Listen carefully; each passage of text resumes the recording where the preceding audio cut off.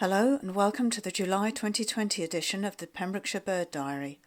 I'm Annie Haycock from the Pembrokeshire Bird Group with the birding highlights for the month.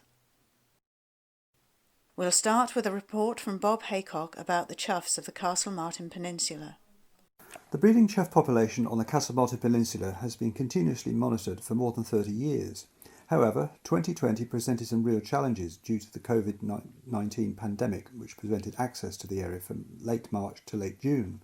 A gradual easing of access restrictions in late June and early July made it possible to make some late breeding season visits to determine just how successful the choughs had bred this year. It was pleasing to observe that the chough population of 16 pairs at Castlemartin had bred well, no doubt helped by the fine spring and early summer weather. Breeding success was the highest for 12 years. The nest failure rate was the lowest for 17 years, and a minimum of 36 young fledged on the peninsula, the highest number for 5 years.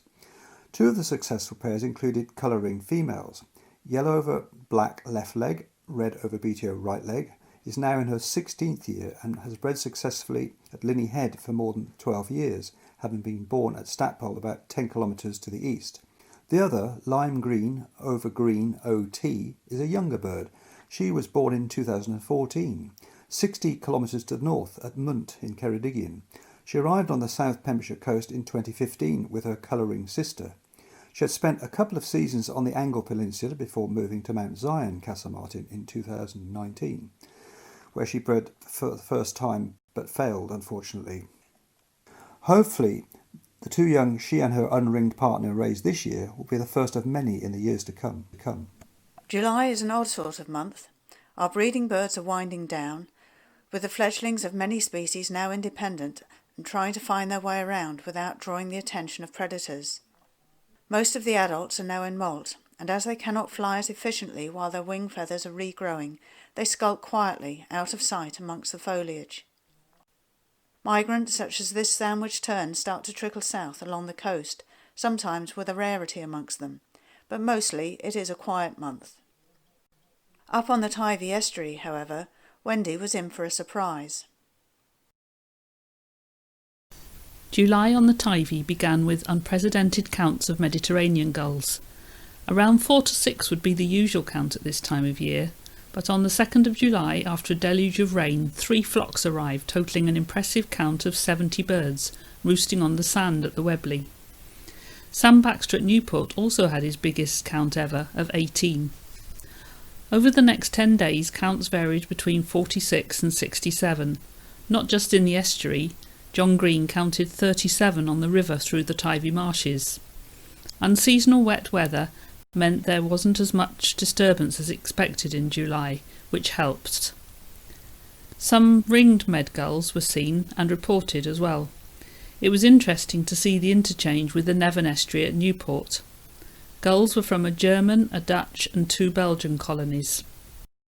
On the 7th, black-headed gull 2CHN ringed near Coventry was recorded.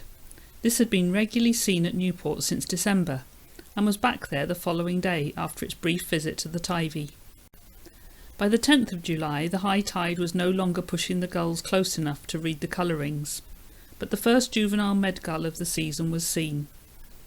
Medgull numbers decreased as the month went on, and at the same time numbers at Llannon up the coast increased, with over 1,000 there at the end of August. On the 10th, a visit to the 3 areas favoured by feeding common sandpipers found 31, with no doubt more around the estuary. At least 5 kingfishers were being seen regularly and attracting photographers to the Tyvee marshes, hopefully a sign of a good breeding season. The last week of July saw the arrival of the first juvenile ring plover and dunlin, and the first returning common gull and sandling. The occasional whimbrel was heard, and curlew numbers were up to around 100. A bittern was seen and photographed on the Tyvee marshes in the middle of the month.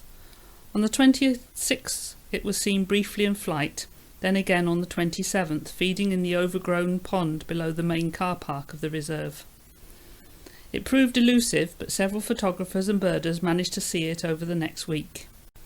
As the month drew to a close, there still weren't many swallows and sand martins over the marshes in the evenings, but on the 11th it was very nice to watch 25 swifts and 40 house martins feeding there instead.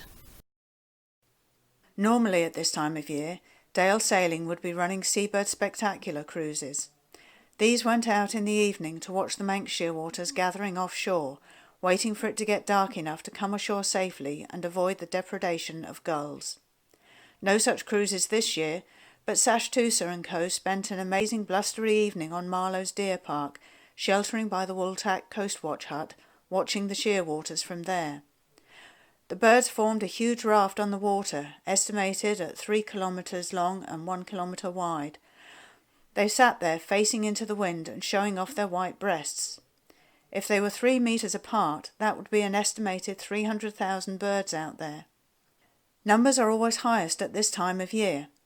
Both parents are able to go out on fishing trips, and numbers are further swollen by young birds coming back to the colony to look for mates and nest sites ready for breeding next year. Out on Skomer, Richard and Giselle were also seeing lots of shearwaters. With the seabird season in full swing, much of our time was spent visiting the Manx shearwater and Fulmar study plots, looking for colouring puffins and carrying out day-long puffin feeding watches. The buzzards fledged 2 chicks from their new nest site at Wreck Cove on the 1st. Strong gale-force winds battered the island on the 5th when a sea watch from the shelter of the lighthouse resulted in a 5-figure count of Manx shearwater. A pale Arctic skua was watched chasing a puffin on the 7th, and the first common sandpiper of the year was logged, the latter 10 days later than the first of last autumn.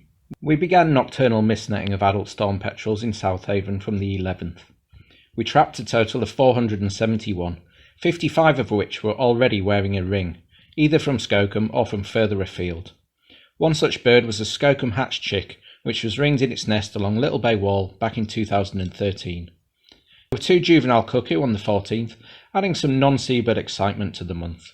It was the first time since July 1991 that 2 had been logged on the same autumn day. The cliffs were becoming increasingly quiet. Indeed, by the 19th, the majority of guillemots and razorbills had finished their breeding season. There were counts of just 4 and 25 respectively. The 3rd juvenile cuckoo of the autumn was found at the Obs. The 2nd little egret of the season was at South Pond on the 20th, and later that day the first green sandpiper of the year was also at South Pond, this 4 days later than the first of last autumn. A vocal flyover wood sandpiper logged on the 21st made 2020 the 7th consecutive year with a Skomer record. The first 2 sand martin of the autumn were logged on the 29th, this the latest autumn arrival since 2015. 6 house martin on the same day were the latest since 2017. However, a flock of 6 matched the highest ever July day count held by 1939 and 1931. By the 31st, just 8 puffin were logged, and only one of these was seen to be feeding a chick. An evening sea watch produced the first sooty shearwater of the year, and a fine end to a busy July. Meanwhile on Skomer, early in the month, there was the uncommon sight of a puffin in non-breeding plumage. Not just 1, but 3 of them were seen this year. The first purple sandpiper of the year turned up on the 17th, and a couple of wood sandpipers dropped in on the 23rd. Lisa and Dave took a day away from the Gann to see what was going on further north. It's the 21st of July and lockdown's over. It's also someone's birthday, so we're up in the Gwyn Valley having a day off. We're a bit late for some of the birds we'd normally come to see, but we did manage to clock goshawk, crossbill and lesser redpoll before heading down to Fishguard Harbour to look for the black guillemots. Fishguard Harbour is the most southerly breeding location in the UK for this species of auk, and we weren't disappointed. There were 3 birds on the water, we think 2 males and a female, but purely based on the way they were behaving, chasing each other around the bay, red legs paddling, red gapes really visible, and whistling, high-pitched, piercing whistles, calling out across the bay. None of the birds were ringed that day, and I guess because of the way these birds fledge their young, we won't really know if they bred successfully, but it is possible. It's an amazing place to see black guillemots in Pembrokeshire, and what a fantastic bird. Well, that was a reminder of July. Thank you for watching, and I hope you'll join me next month for a look at the birds of Pembrokeshire in August.